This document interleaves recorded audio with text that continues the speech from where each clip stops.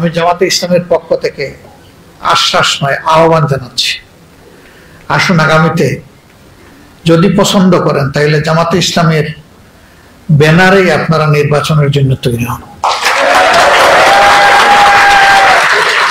জামাতে ইসলামের ক্যান্ডিডেট হিসাবে আমরা আপনাকে আপনার সাথে হয়ে জনগণের কাছে নিয়ে যাব। আপনাদের কথা আপনারা বলবেন, বলা ঝেড়ে খুলে মুক্ত মনে বলবেন। হ্যাঁ, আপনারা আসলে মোস্ট ওয়েলকাম, না আসলে অন্তত ভালোবাসার জায়গাটা চাই, এবং সেটা কোনো ব্যক্তির জন্য না, কোনো দলের জন্য না, আপনার নিজের জন্য এবং আপনার প্রিয় দেশের জন্য। আমরা দেখতে চাই না এই দেশ থেকে যে কোনো ধর্মের একজন মানুষ, সে মুসলিম, হিন্দু, বৌদ্ধ না খ্রিস্টান, নির্যাতিত হয়ে দেশকে নিজের জন্য আপদ মনে করে দেশ ছাড়বে, এটা আমরা দেখতে চাই না। অতীতে যারা এরকম আপদ মনে করে জালিমদের হাতে নির্যাতিত হয়ে দেশ ছেড়েছে, আমরা তাদেরকে আমাদের দেশে ফিরিয়ে আনতে চাই। তার নিজের জন্মস্থান, তার অধিকারের জায়গায় সে আসুক, কোনো অসুবিধা নেই। এটা থেকে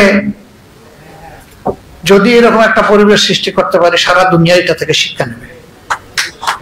আমরা কি সারা দুনিয়ার শিক্ষা সারা জীবন শুধু অনুসরণ করব? আমরা কোনো উদাহরণ সৃষ্টি করতে পারি না? সে উদাহরণটা হোক মানবতার উদাহরণ। যদি আমি চিকিৎসক হওয়ার কারণে কেউ আমাকে সংখ্যালঘু না বলে, তাইলে আপনি হিন্দু হওয়ার কারণে আপনাকে সংখ্যালঘু বলবে কেন? আমরা ধর্ম এবং পেশার ভিত্তিতে সমাজের এই ডিভিশনকে আমরা ঘৃণা করি, ঘৃণা। আজকে আপনাদের কাছে আমরা ভোট চাইতে আসিনি, ভোট আপনার বিবেকের প্রতিধ্বনি। আপনি কারে দিবেন না দিবেন, বিবেক আপনাকে গাইড করবে। কিন্তু আমরা একটা সুস্থ সমাজের জন্য, একটা হেলদি সোসাইটির জন্য, একটা জাস্ট সোসাইটি যেটা সামাজিক সুবিচারের উপরে প্রতিষ্ঠিত হবে, এরকম একটা সোসাইটির জন্য আমরা সবাই মিলেমিশে কাজ করতে চাই। এই জায়গাটায় আপনাদের সহযোগিতা আমাদের বড়ই প্রয়োজন। অনেকে বলেছেন আমরা কারো করুণা নিতে চাই না। আমি বলি নিতে চাই, শুধু একজনের যিনি স্রষ্টা, আর কারো না। স্রষ্টা ছাড়া কারো করুণার পাত্র হতে চাই না। আমি যদি না চাই তাহলে আমি কেন চাইবো যে আরেকজন চাও? এটা তো অন্যায়। আপনাদের কথা আপনারা সংসদে গিয়ে বলবেন, এটাই যথার্থ। পেটে ব্যথা, হার্টে ব্যথা, ঘাড়ে ব্যথা, আপনি আমাকে বললেও কি আমি সেই ব্যথা অনুভব করতে পারবো? আপনার ব্যথাটা যখন অনুভব করে আপনি কথা বলবেন, সেটা হবে মোস্ট অ্যাপ্রোপ্রিয়েট। আমরা বিশ্বাস করি এটি একটা ফুলের বাগান, আমাদের প্রিয় বাংলাদেশ। যদি এক জাতের ফুল কোন জায়গায় লাগানো হয়, মানুষ বলে যে ফুল চাষ করেছে। আর যদি বিভিন্ন জাতের ফুল থাকে, মানুষ বলে বাগান গড়ে তুলেছে।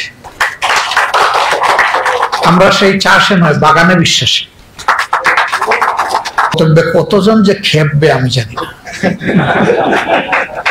আপনারা নিশ্চিত থাকেন, আমাদের এই মিডিয়ার ভাইয়েরা যেটা পছন্দ হয় ওইটাই এক পিস উঠাই দিবে আমার ব্যাপারে। আমার মন খারাপ করবেন না, কারণ আপনারা এটা করে থাকেন। তখন দেখবেন যে আমার দিকে তীর, নেজা, বললম, বর্ম, খঞ্জর সব চলে আসছে। পারলে বুথা কামান দিয়ে আমার দিকে গুলি চলবে। ছোড়ো, বিশ্বাস করেন আমি এগুলার পরোয়া করি না। আমি পরোয়া করি আমার বিবেককে। আমার বিবেক যা হা বলবে আমি তা বলবো, যা না বলবে আমি এটা বলবো না। কেউ আমাকে বাধ্য করলেও আমি বলবো না, আর কেউ আমাকে নিষেধ করলেও যা বলার আমি তাই বলবো। এখন যদি জামাত ইসলামেরও পছন্দ না হয়, আমারও বেশ করে দিতে পারে, কোনো অসুবিধা নেই। কিন্তু আমাকে চলতে হবে আমার বিবেকের আলোকে। কিছুদিন আগে বাংলাদেশে কিছু ভাঙচুর হয়েছে। আমি একটা স্ট্যাটাস দেওয়ার পরে এইরকম আমার উপরে আক্রমণ শুরু হয়েছিল। আমি সেদিন বলেছিলাম আমি এই আক্রমণের তোয়াক্কা করি না।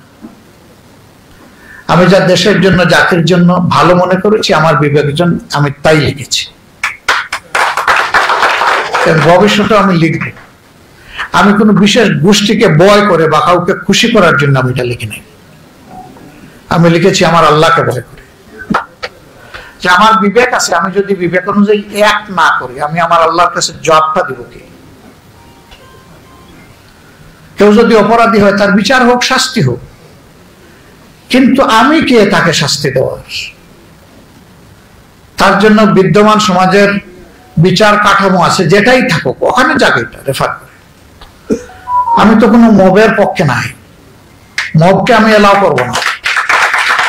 আমার ডিকশনারিতে এমন কোনো কাজ নাই যেটা অন্যের সন্তান করলে এটা সন্ত্রাস, একই কাজ আমার ছেলে করলে এটা সাহস, আমি এটা মনে করি না। আমার ছেলে যদি একই কাজ করে সেও সন্ত্রাসী। হ্যাঁ, ছেলে আর বাপ এক নাও হইতে পারে, দুজনের দর্শন ধর্ম আলাদা হয়ে যেতে পারে, এটাই দুনিয়ার বাস্তবতা, এটা মেনে নিতে হবে আমাকে। কিন্তু আমি একই বিষয়কে দুইভাবে দেখব, এটার নাম সুবিচার নয়। বাংলাদেশ জামাত ইসলামী সেই মানবিক সমাজের জন্য লড়াই করছে। যদি আমাদের কাজের সাথে কথার মিল দেখেন, আমরা আপনাদের সহযোগিতা চাই, কিন্তু কাজের সাথে যদি কথার মিল না দেখেন আপনারা আমাদের কাছেও আসবেন, আমাদের কাছেও আপনারা আসবেন না যদি গরমিল দেখেন। বরঞ্চ আসার আগে আমাদেরকে আঙ্গুল দিয়ে ইন্ডেক্স ফিঙ্গার পয়েন্ট করে বলবেন আপনি বলেছিলেন এই করছেন। এই সহযোগিতা আপনাদের কাছ থেকে আমরা চাই। পারবেন না? আমরা যদি ভুল করে চোখে চোখ রেখে বলবেন না, আমাদেরকে বলে দিবেন। অন্য কেউ এলাও করুক না করুক, আমরা এলাও না, আমরা ওয়েলকাম করে গেলাম, আমরা অভিনন্দন জানাবো। আমরা বিশ্বাস করি সে আমার বন্ধু নয় যে আমার ভুল আড়াল করে আমার সামনে আর গিয়ে বলে অন্যের কাছে, বরঞ্চ সেই আমার প্রকৃত বন্ধু যে আমার ভুলটা আমাকে ধরে দিয়ে সাহায্য করে। আমরা আপনাদের কাছ থেকে সেই বন্ধুত্ব, সেই ভালোবাসাটা চাই, আপনারা আমাদেরকে সাহায্য করবেন। আসুন আবারও আমাদের স্লোগান হোক, দেশ আমাদের প্রিয় দেশ, জাতি নয়, ধর্ম নয়, বর্ণ নয়, গোষ্ঠী নয়, গোত্র নয়, সবাই মিলে আমরা বাংলাদেশি, এবং সবাই মিলেই সবগুলো হাতকে একত্রিত করে আমরা বাংলাদেশকে গড়ব। এখানে পলিটক্রেসি নয়, এখানে মেরিটক্রেসি ফাংশন যেন করে। এই স্লোগান অনেকেই অতীতে দিয়েছেন, কিন্তু হ্যাঁ, মেধাবীদের সংকুলান করে দেব দিয়েছেন নিজের দলের মেধাবীদেরকে, বাকিরা আর কেউ মেধাবী না। এখানে দল ধর্মের ঊর্ধ্বে উঠে মেধাও যেন ইনসাফের ভিত্তিতে নির্ধারিত হয়, যেটা অনেকে আফসোস করে গেছেন। কোনো আমলেই ডিসক্রিমিনেশন হোক, এটা আমরা চাই না। আমরা চাই যে ডিসপেরিটির এগেইনস্টে পেরিটিটা এস্টাবলিশ হোক আমাদের সমাজে।